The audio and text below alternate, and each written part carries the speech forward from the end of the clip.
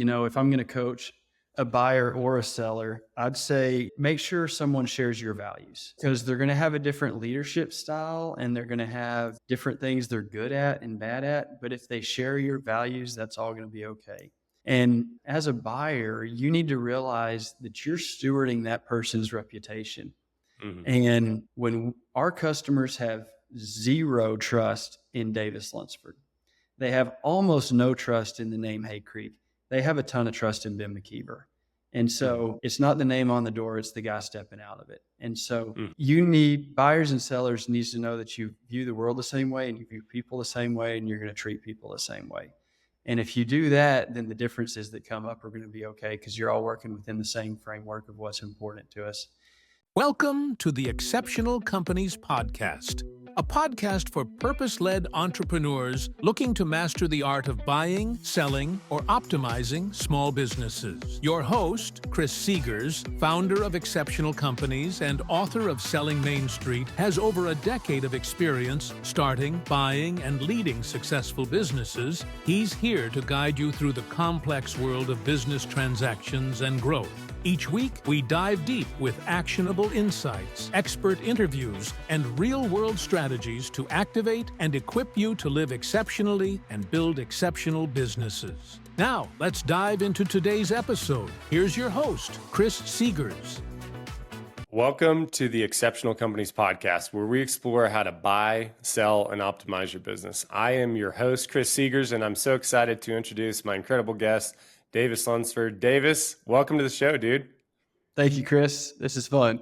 Yeah, man, I'm excited to dig into business acquisition, optimization, but I like to just start with something that I love about the guests, why they're on, why they're a friend. Davis is one of the deepest, most intentional thinkers I've ever met. So we've known each other for a long time, almost a decade now.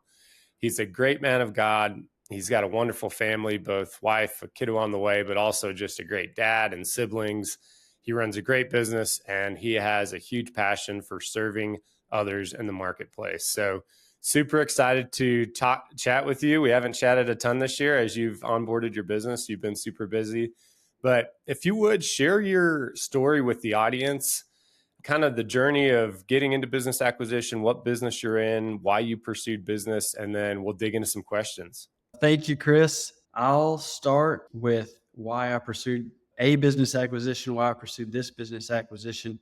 Both of those things will have both a personal and a business component. So I'll start with the personal, and that really goes back to a process of discovery that you helped lead me down many years ago now. I think you taught me, Chris, that a good definition of integrity is living consistent with your priorities.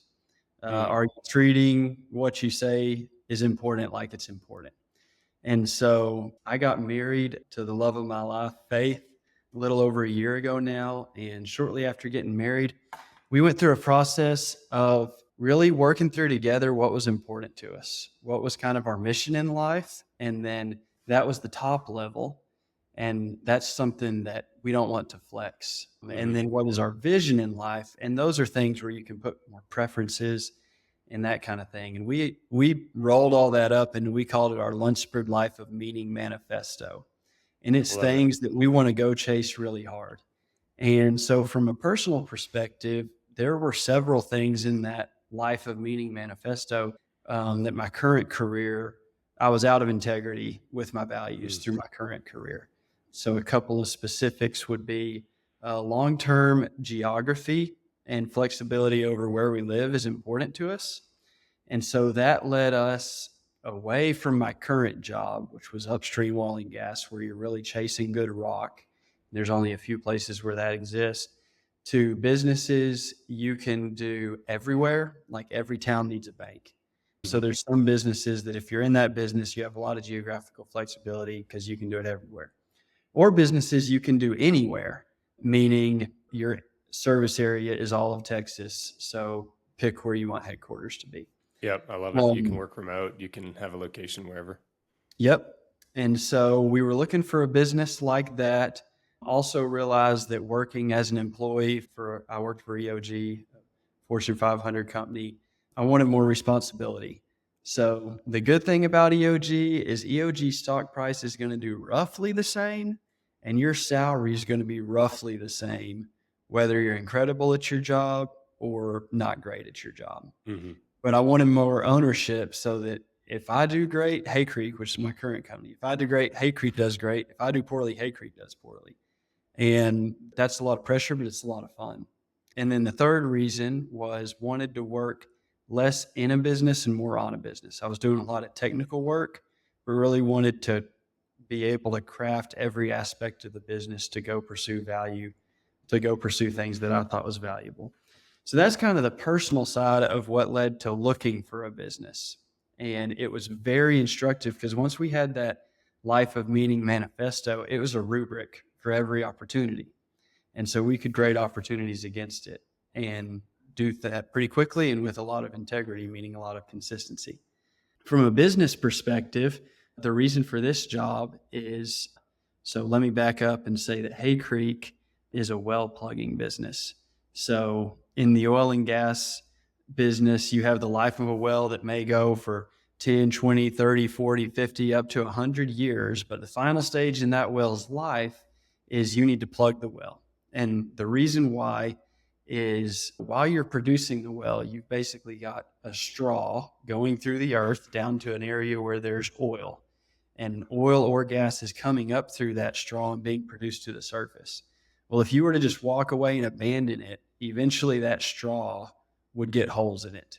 And that oil, rather than going from where the oil started to the surface, may go from where the oil started to any number of water-bearing zones, or it may pollute different parts of the earth. And so what you do is you go fill that hole with concrete so you no longer have a straw. You have something that's It's a stewardship play, right? is, Like good stewardship, making sure we're taking care of the things that we've put out there.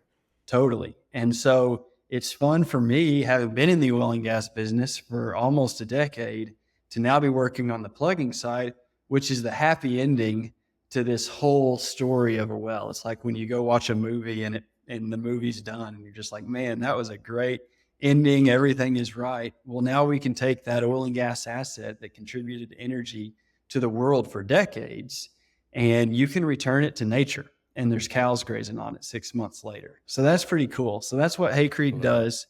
And there's reasons why I think that's a really good business to be in. There's a lot of tailwinds.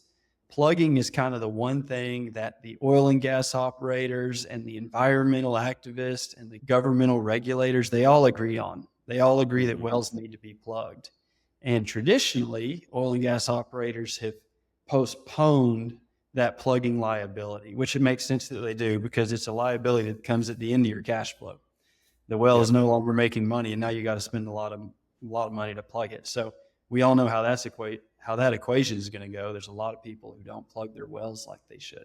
So that creates a massive demand now of wells that need to be plugged as we go and address this issue. So it's just a huge tailwind industry that I think there's going to be a lot of momentum flowing to. Good underlying economics. And so some folks that I know found a small plugging company. We can talk more about it, but the founder bought his first rig off of Craigslist and rebuilt it in his garage. And then he put it into the field. Yep. And when that cash flowed, he did it again. And when that cash flowed, he did it again. So once he had built it to a 3-rig program, we came in, we bought 2/3 of the business, and the guys who put up most of the capital to go buy that business hired me and gave me the opportunity to invest alongside them. So that's kind of the background and the why of where I'm at now. Okay, so I want to touch on two things. Number one is the manifesto. So we coach buyers and sellers both. We have something we call a clarity tool that really dives into your purpose, your core values, your identity, and then, hey, where do you want to go? Clarity of your future, like your dream life, clarity of your current reality, and then a blueprint for how to get there. And then we feed those inputs into what we call our one-page life plan, which you've seen before, which is probably similar to your manifesto. Mm-hmm.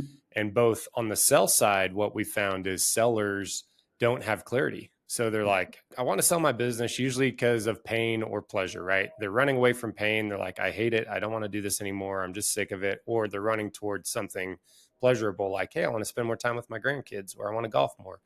And so we say, hey, let's really stop before we figure out how to structure the transaction, when you're going to do it, et cetera. Let's back up and get clarity around where you're going and what your identity is going to be like after you're not a business owner. And then on the buy side, which you've been on, is the same thing. Hey, what do you really want to get out of this business? What core values are you bringing into the business? What has to be true in that business for you to want to buy it? And then the other thing that I want to touch on that you mentioned, which we've seen this surge of people your age up to kind of 50 that are saying, hey, I'm working for these public companies. And as believers, I think one of the things that we're seeing is these companies don't have the same values as I do. And so I'm going to spend my whole career building and creating value for a leadership team and a company that does not share my values. Now, sometimes that's not the case, but oftentimes it is. And so we've seen a lot of folks that are like, I want to put my talent into play for God's kingdom. Or if you're not a believer, hey, I just want to go put my talent into play and see what I can do. So we've seen just a surge of people that we've been coaching, just like you, that are like, you know what? I'm making great money and I have got a ton of security and I'm getting stock and I know I'm going to do really well. But if I'm at the end of my life, what I look back and be like, dang, I wish I would have gone a little harder, taken a little more risk and have a little more leverage and leadership ability. So I'm super excited about that for our country because I think it's kind of our time now. I always say no, there's no transition where a leader generally does this and says, hey, Davis, it's your turn now. You need to step into a leadership role. It's generally, we just feel it. We're like, hey, there's a vacuum, whether it be in the marketplace or politically. We're like, hey, we got to step in and we got to start making some changes. So I love that. So let's back up a little bit and think about other businesses you've looked at and walk us through a little bit about how you mapped out this acquisition and some of the things you thought about when you were just thinking through buying a business. And then let's go into kind of some of the things you wish you would have done differently in the transition process and onboarding process. Yeah, great. So taking those things one at a time and kind of the search for a business and how I settled on this one and that kind of thing. I don't have a magic formula. I do have a couple of probably just helpful things that were helpful to me.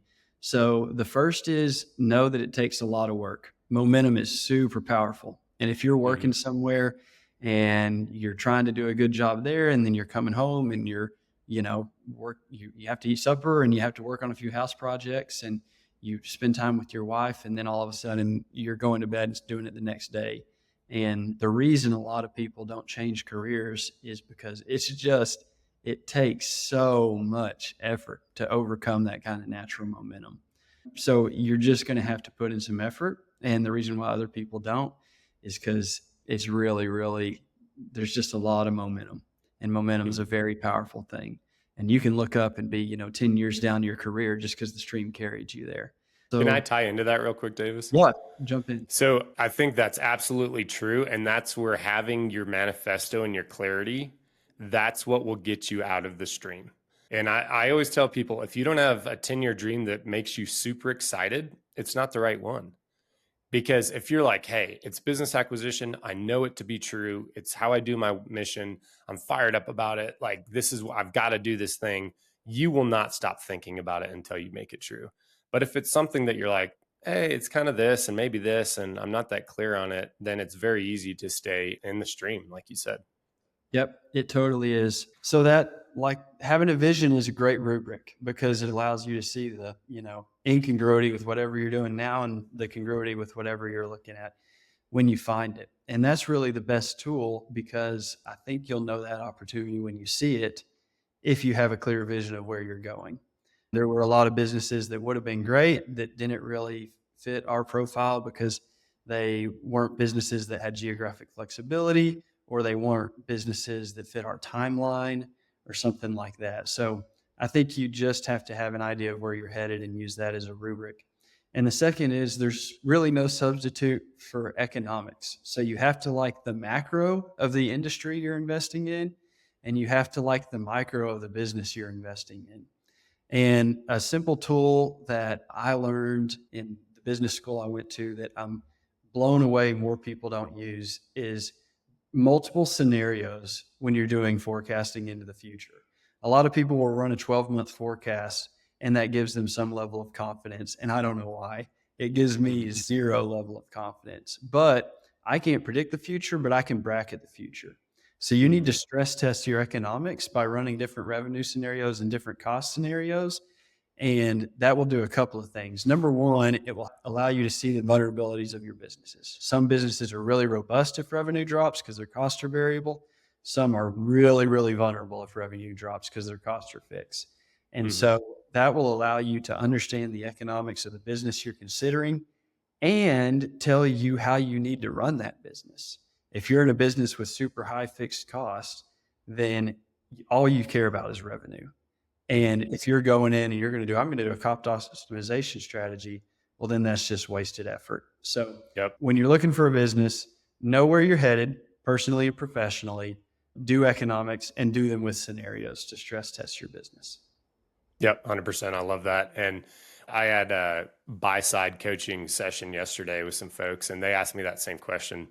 They're like, how do we choose the business? And my approach is very different. Like, I basically, when we first started buying businesses years ago, I took every business in the US and just looked at them and said, hey, which ones do I like? Which ones do I not like? And then started shrinking until we said, hey, we really like blue collar service companies and white collar service companies. They need to look like this. They need to have revenues and EBITDA of this. But I said, honestly, for me, I don't really care that much. I mean, there's businesses I will not buy, but then there's a lot of businesses that I would absolutely buy. And all I'm looking for is health. And so I would rather buy like some random business that I know nothing about and learn the business because it's really healthy and I bought it right, then, hey, I'm really stuck on, I only want to buy HVAC companies, but the only companies I'm seeing are maybe not a good deal and I'm paying too much for them, or maybe the economics doesn't look good. And they're like, oh, that's great. I love that strategy. And then same thing, like when you downside risk mitigate, give yourself high, low, mid cases. And then like worst case scenario, most of these small businesses have a few points of failure. It's like, all right, we have one GM that knows everything. Okay, well, what happens when that guy leaves or that gal leaves? How much would it cost to replace? If I stepped into it, could I do it? Because that allows you to, we talk about the concept who, not how. Businesses are all about the who's, right? The people on your bus. And so if you can already start recruiting, like we're looking at a commercial plumbing company, for example, I'm already looking for other master plumbers that I know within my network, that if everybody from the company just decided, hey, I don't like your core values and culture and left, I could call some people and say, hey, I need you to step in and I need your master license. I need you to come. So anyways, I love that. Always thinking about downside risk mitigation. Yeah, and building on the research you're doing with people in the industry who know what they're doing. We didn't follow this model, but I've heard people who do. You get the industry experts to help you do due diligence on that business, and then you roll them into your board so that your 100%. board, are the experts who have helped you do due diligence for 6 months. I think that's a great model. And even potential clients, man. I mean, as we're looking at this commercial plumbing company, we're talking to other builders, right? And just saying, hey, what are you seeing in the market? What's working? What's not working? What banks do you like? And then they're like, hey, why are you asking these questions? And we're like, well, we're buying this business. And they're like, we ought to really talk about, we got this project coming up. And so all of a sudden, I can't remember what the quote was, but it's like, hey, go ask somebody for money. They're going to give you advice. Go ask somebody for advice. They're going to give you money. It's kind of the same thesis, is like, go ask somebody for counsel and you may get them as a board member or a client or whatever. So that's awesome. Okay. So let's talk about the onboarding process. What went well? What didn't go well? What would you have done differently as we think about setting up sellers and just really helping them clarify the transition process, set them up to win? And then also what we do at Exceptional Business Advisors is we're trying to create a win-win situation, because it's generally like this combative, like the seller wants this and the buyer wants this. And ultimately they want fair price and they want that business to continue to succeed. So what are some of the nuggets you could share with our listeners that, you're just kind of fresh in the process? Man, there's a lot there. And I'm going to be a really poor person to ask because our seller buyer transition, at least from my point of view, could not have gone any better.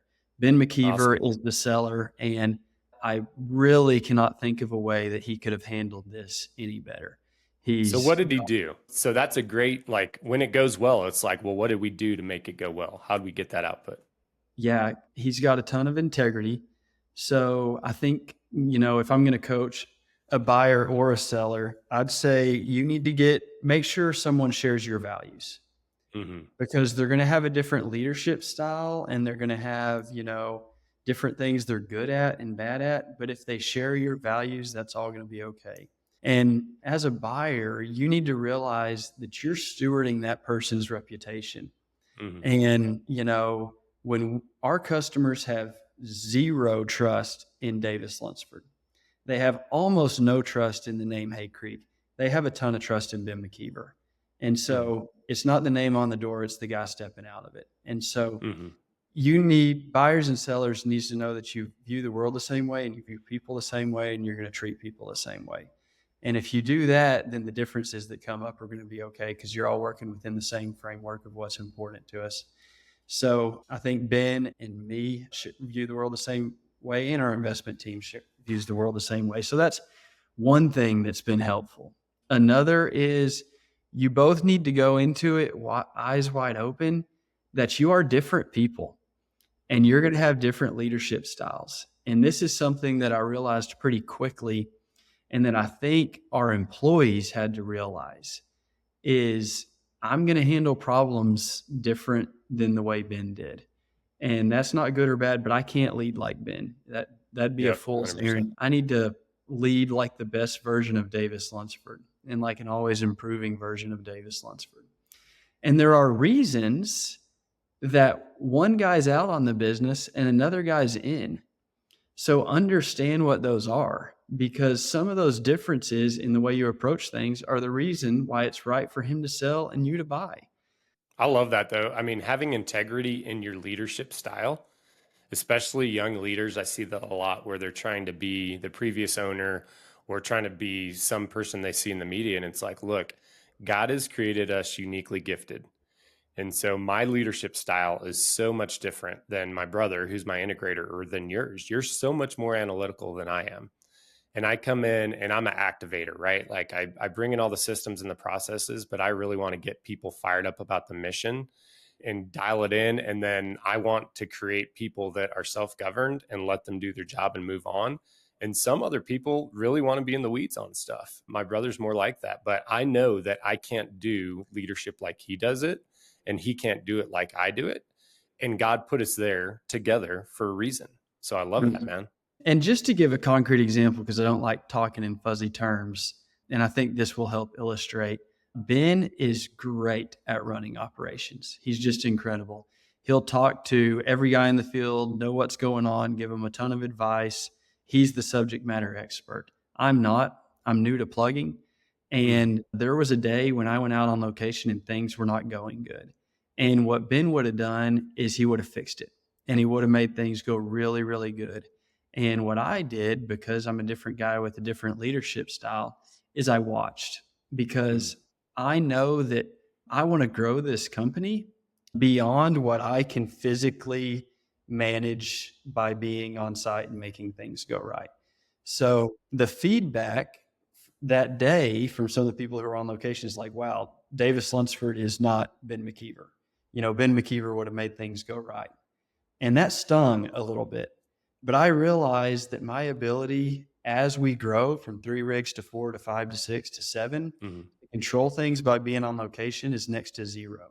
So I Yep, need to 100%. control things by putting systems in place, whether it's training supervisors who can do that instead of me, or whether it's incentivizing employees towards the right thing. Ben's way to make things go right was to be an expert operator. My way to Mhm. go make things go right can't be that if we double the rig count. And so we both just need to know that there's going to be some differences there. Yep, 100%. And I think ultimately, like I always tell people, I believe the goal for most people should be to create a self-governed company. Now, that doesn't mean that you don't put input. And I think that's what people start thinking is like they get this business going and they can just leave and be on vacation. That's not what it means. It means the business would like you to be there, but that does not require you to be there. And the only way to build a self-governed company is to enable people to do their job well. And so when people come to me with a problem just like this, it's like, first of all, I want to make sure the problem's not going to put us out of business. Because if it's like, hey, this is a problem I need to address, because it's like, hey, someone's suing us, or there's something that is like, hey, it's an ownership problem, I'm addressing that immediately. But if it's not, which is 99% of all problems, and they're like, hey, Chris, what should we do here? I'm like, that's a great question. Walk me through it. Like, what would you do here? And literally don't, just like you said, listen, don't say anything. And then in about 10 minutes, they're like, oh, sweet, I know what I need to do. And I'm like, excellent. They're like, thanks. And I'm like, I didn't do anything. You already knew what you needed to do. Yep. And when we parachute in, we really do our team a disservice because we're saying, I'm smarter than you. You should come to me with your problems instead of saying, no, you're the talented person in this position. That's why we hired you. So what are you going to do? And then that allows them to grow. And then they feel the leadership. They're like, man, I love this. Like, I got to solve this problem. And I'll say that parachuting in and making everything go perfectly can be the right answer, but if it limits how much you can actually wrap your arms around. And so that's 100%. why it was the right answer for Ben and the wrong answer for me. Yeah, I love it. Do you like what you hear so far? Make sure you never miss an episode by clicking the subscribe button now and check out our website, www.excoadvisors.com. This podcast is made possible by listeners like you. Thank you for your support. Now, back to the show. Okay, let's transition because we're going long, and we're actually going to go a little long today because we've got too much good stuff to talk about. But what are 3 core areas you realized you step into this thing day one, you and Faith get to the office and you're like, hey, we need to get our arms around these 3 things? Because I think when you buy a business or start a business, the noise is what people get stuck on, right? It's the Pareto's principle. Hey, are you focusing on the things that are actually going to affect this business and move it? Or are you focusing on the noise? So what were 3 things or 1 thing or 2 things that you're like, we got to get our arms around these things? Yeah, real quickly. First of all, what's frustrating is sometimes you have to focus on the noise because there's just so much of it that you need to get some basic things going well. So if you have a terrible payroll software, your payroll software may not be the number one thing that's going to make your business succeed, but it's something that'll suck all your time until you fix it. And so there's a certain level of just, you have to get in and you have to clean up some systems of, are we doing accounting in a way that we have good data we can learn from? What are the most inefficient things that some simple systems could fix? And there's going to be a period of, it's lasted longer than I thought it would, but probably 6 months, realistically 6 months to 8 months of just taming some of the noise. And that's going to pave the way for future success. So look at the systems, look for inefficiencies, look for things that you can fix once and be done with it. And then your work is easier for the rest of time. Another thing that I wish I would have done quickly and didn't is define job roles for everyone in the business. And a good book that will help you do this is The E-Myth. I'm sure you've read it, but Michael Gerber. Yep. Defines multiple job roles, and you may be fulfilling 6 of them, but then as you hire people, you can slot them into those different job roles.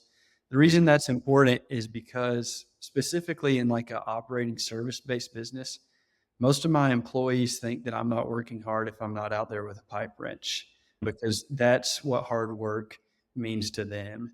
And you need to give them the visibility. That is not how I best serve the company. Am I willing to do it? Yes. Do I need to do it to learn? Yes. But okay, guys, I need 3 days a week where I can just work from the office and figure these things out, whether it's, reviewing our cost and our revenue and figuring out how to make revenue go up and cost go down, whatever it is.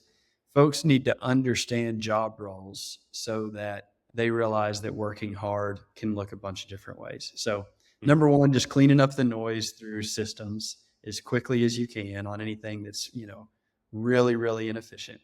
Number 2 would be job roles.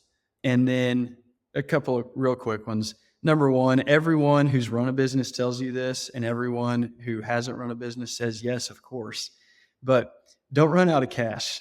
A business can be very profitable, but run out of cash because there's lumpy cash cycles. And so just track that from day one, because the first time you look at your bank account and you're like, whoa, that timing worked out differently than I expected. It's just a terrible, terrible sinking feeling. So I'll stop there so we can move on. But those are three that come to mind. I love it, man. We say people, processes, and profits. And that would be cash flow, really is, hey, get your hand around your people and just really understand who people are. We spend a lot of time just interviewing people, and not in like a corporate way, but just like, hey, Davis, tell me about your family. What's Yeah. important to you? What do you like to do with your free time? What are some kind of tough things that have happened this year? Because that allows us really to understand the human being behind that and their motivators. We do personality profiling, which has some useful, it has some utility, but really I want to understand the team. And then I love what you said, because the last business we came in, we've got 9 businesses now. And the first one we did was totally different than now. Now I go in and I'm very clear and I say, hey, here's what I do in the business. And you're going to start seeing less and less of me in the daily operations as I start getting my hands around it. And this is why. And just map out exactly where I'm going to be, what my strengths and weaknesses are, what my expectations are. And then when they're like, hey, he's only here in the office 2 days a week, they know why. They're like, oh, he's working on these other things. And for him, he needs to go do deep work somewhere where he's not going to get interrupted by a client. So I think those 3 things have been huge for us. Yeah, let me build real quickly on one thing you said about their families. One thing that I did that I'm really thankful I did is I took all of my supervisors out to supper with their spouses. Mm, And I would just tell you, especially in a small business, include people's families. You're deceived if you think that work is the most important things to these people. Work should only serve their life mission, which usually yep, revolves around their 100%. families. And I always like to think, okay, when I'm thinking, how did this day go? I like to use the test of what is this person going to tell their spouse when they get home? And Mm, if I can address or control sounds bad, but if I can address that thought, then I've effectively led this organization. So mm-hmm. if they're going to be excited by the way things went and tell their spouse about that, then that's great. If they're going to be disappointed and tell their spouse about that, then that's bad. Think about what they're going to tell their spouse when they go home. Love that. And that's really why we only coach high integrity people like you, because I've got this premise that people, almost all business leaders, are traumatizing their employees for the most part. They're not taking care of them. They're not loving them well. They're not serving them well. They don't have clarity around what they want or the business. So I always tell people, look, most likely, if you come in with a good plan and a good heart and good core values, these people, it may take a year, 2 years for you to build loyalty. They are going to be like, oh my gosh, this is the greatest leader I've ever had, because you care, right? You just need to have a care and process for actualizing on that care, right? Like, hey, we have these core values and here's how we're going to actualize them. So we've found, like, every business we go into, within 6 to 12 months, our team is just like, wow, like, we've never had somebody do personal development coaching or money management coaching or any of these things, not even my dad or my mom. There's been no one in my life. And we're like, man, that's really sad. But that's why we say the marketplace is the greatest mission field, because these people are looking around and saying, man, where's the leader? Where's the person that cares more about me than about them and has a mission that I can get fired up about? And if you can include the family, right? Like, they're all going to be rooting for you. If they've got a spouse that is like, man, Davis, yeah, he's just in it for himself and this, that, and the other, you shouldn't be working that hard for him. But if they've met you and they're like, this guy and his wife, they care about us and they're here for us and they're for us, then all of a sudden it's like, boom, that momentum starts swinging a lot quicker. Let me ask you this. And you already shared one tool, but if you could share a tool, a book, or a resource that was game changing for business acquisition, you just choose kind of one area of the process. You shared the E-Myth, with which I think is tremendous. What are some other tools or resources that have been really helpful to you? You asked for one, and I'm going to pretty blatantly just ignore that, or pretty blatantly ignore that. First tool is you need to know how to do unit economics, and every business should be as simple as a lemonade stand. You have revenue, Mm-hmm. you have variable cost, you have fixed cost, you have profit. And if you can just remember those things, and then you can analyze any business. And you need to be able to do that, or you're just flying blind. Second is, and I got this from you, Chris, where you have different books or resources that are kind of govern different areas of your business. Like, I want my culture to be governed by this book. I want my Mm-hmm. operations to be covered by this book. So what I'd say is I want my culture to be covered by Creativity Inc., which is a book you Mm-hmm. recommended to me and we read through, that That's a talks great one. about failure as tuition. And you should be Mm-hmm. doing postmortems and learning from everything you do. Failure is not failure. Failure is tuition. And then The Great Game of Business is another one. And really what I took from that is create wins. So I try and gamify anything I can We were in a situation where we lost a ton of revenue from our main customer. Well, what does that turn into? That turns into Hay Creek Survivor, where we're charting revenue, and if we hit a mark, we get a prize. And that turns a bad situation into a game. People love to win. If you can give Yep. people wins, then that's a great way to operate. I've already mentioned the E-Myth. Two more. One is the Bible, because you've got to have a true economy, and you've got to know what's going to be meaningful in 1,000 years. If you're optimizing what's meaningful in your lifetime, then you're missing it, because what's going to matter in 1,000 years, and that's the people you're working with and helping them love and enjoy God. And you need to remember that when things are tough, and when someone's insulting you, or when an employee tries to take advantage of you, that guy is not your enemy.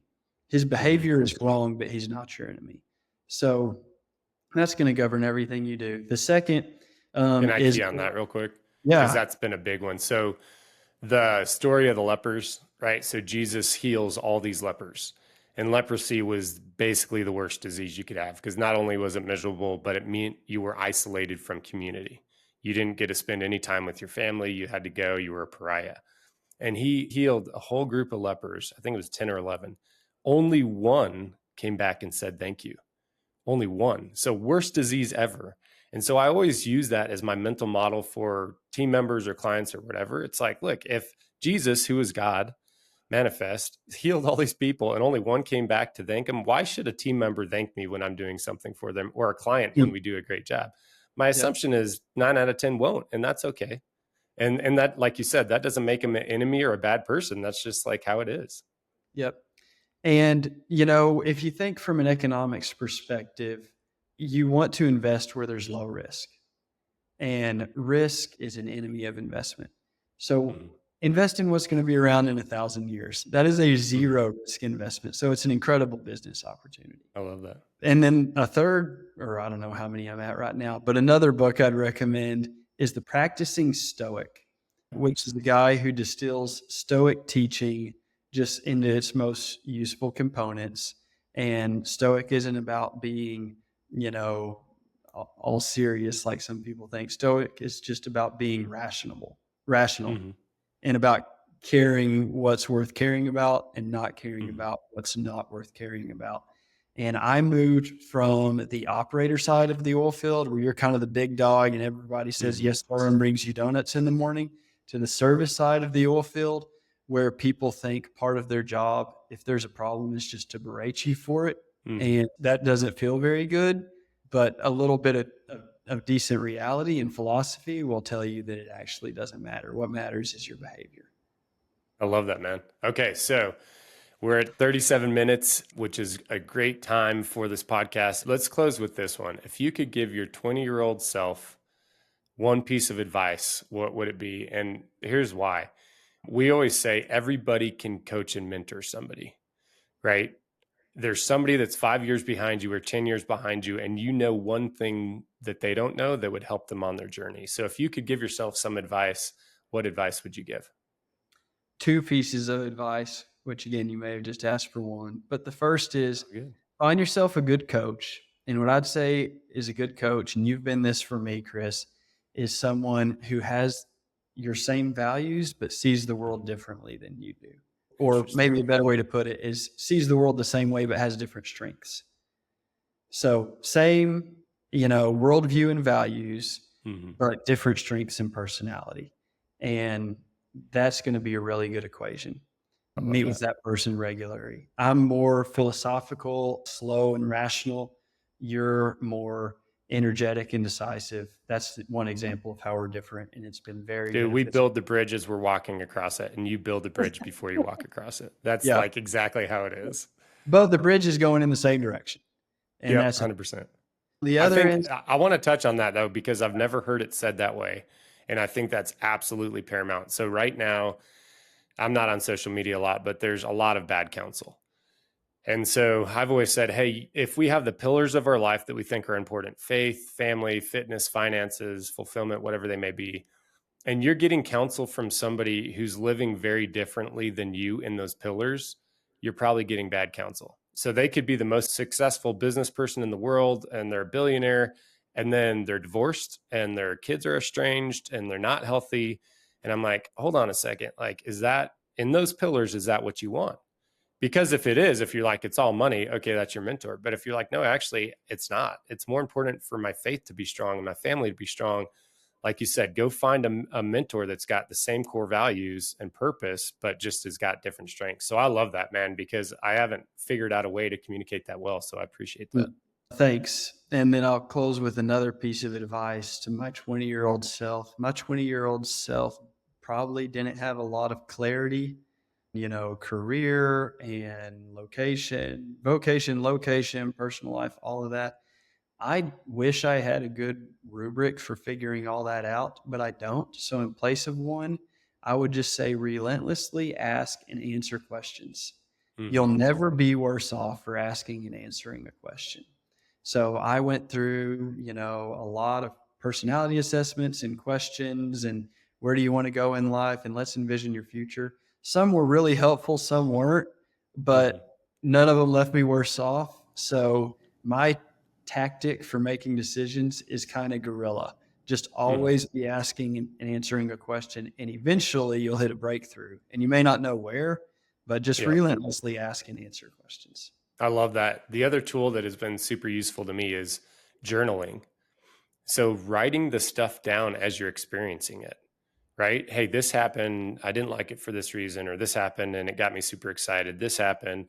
And then also I started making bets, right? So like, hey, here's a forecast of what I think our life's going to look like. Here's a forecast of where I think the business is. And then that's great, but you need to go back and review it. So I usually review my journals once a quarter. And then you synthesize a bunch of stuff and you're like, oh, that gave me clarity on this. I was doing this thing, wanting this result, and that was the wrong thing to be doing to get the result I wanted, or whatever it may be. It may just be, hey, if I need this thing in my life, I need to have these habits. And when I lost those habits, I lost the thing that I was pursuing. So I love that, man. Keep asking questions and refining and iterating on whatever you're going after. And if you've got the right goal and dream, like I said, you never want to stop. You're like, refine, pray over it. God, what else? What else? And I think the wonderful and most frustrating thing about God in my life is he only gives me 1%. I'm like, give me the 100% plan and like, let me just go as hard as I can. And he's like, no, man, trust me. Here's 1%. Here's a little more clarity today. Step forward in faith. Okay, tomorrow. He's like, here's a little bit more. But as we continue to iterate and get older, that's what I'm excited about. Getting older is like, if you're continuing to do the right things, you're getting this wisdom, right? Because you're praying through it and you're thinking and you're learning and you're growing.